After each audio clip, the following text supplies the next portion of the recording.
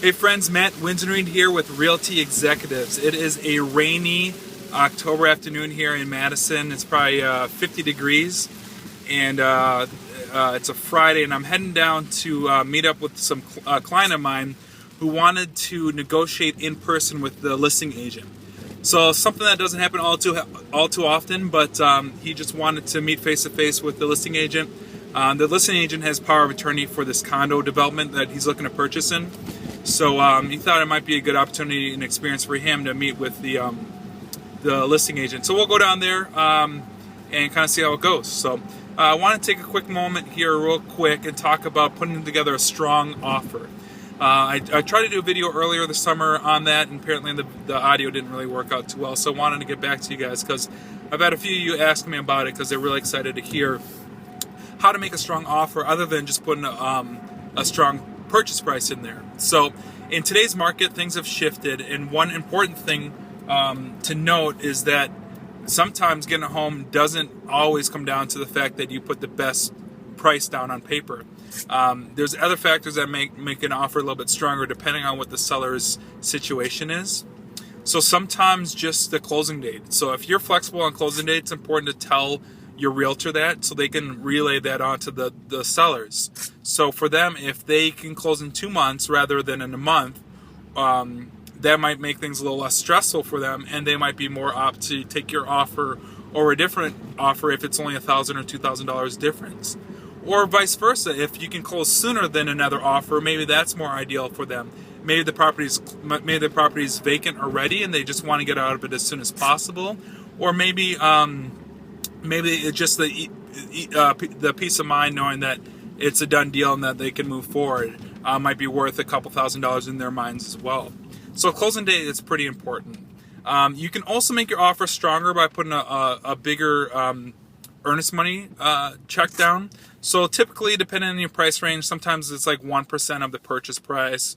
Normally here in Madison, it's about $1,000 up until $300,000. Then when you're up around the $300,000 price range, then it's like $2,000 or $3,000 for the earnest money.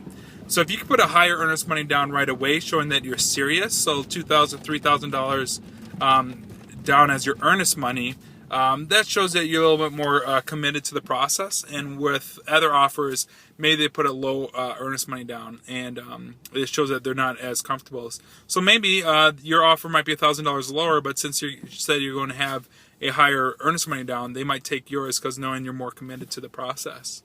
A financial contingency is always important, but if there's a way that you can structure it without a financial contingency, that would obviously go a long way too. But I want you to make sure you talk to your lender and talk to your realtor about that option too, because if you don't have a financial contingency, you might also have to show a proof of funds letter showing that you have the funds in there to purchase it. So that might not even be a good option for you guys anyways, but something to look into. Obviously, there's different appliances or different things that might be thrown into the home that maybe if you already have, especially the higher end washer and dryers, a lot of sellers want to take those with them because they spent $2,000 on them. So let's say you already have a washer and dryer, you're fine bringing it into the home. Maybe that might factor into the price a little bit like that. Or maybe there's a play structure in the backyard that the sellers wanted to keep or that you wanted, but it could go either way. Different options like that could factor into the offer that if they're looking at the bottom number and realize, hey, we can bring this place structure, we don't have to buy a new one when we get to the new place, that might help factor in a little bit too. So we hit the main things. Obviously price is going to be number one, but if you can't compete any further with price, then maybe the earnest money, maybe the financial contingency. Home inspection is an important one too, but maybe you can shorten up some of the dates on the home inspection. So instead of leaving it out for 2 weeks, maybe you can do it within 7 days or 10 days. Now, it's important to get an idea of to how busy home inspectors are right now in your market, because sometimes during different parts of the year, it might not be until 2 weeks until a home inspector can even come out there and take a look at it. So don't shorten the dates on the home inspection if there's no way you're going to even be able to get it inspected. Then you're kind of left high and dry without even an opportunity to inspect the home. So a handful of different things to make the offer stronger that way. Each market's different, so your local realtor should be able to give you an idea as to a few of the other tips and tricks that they use to make sure that they give you the best shot at getting that home. So there's also things to look for on the selling end of things when you're looking at an offer that comes in.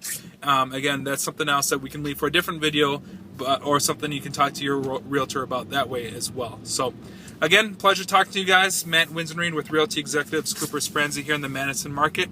If you know of any family members, friends, coworkers looking to buy or sell in the area, please pass my contact info along. Thanks guys, talk to you later. Bye.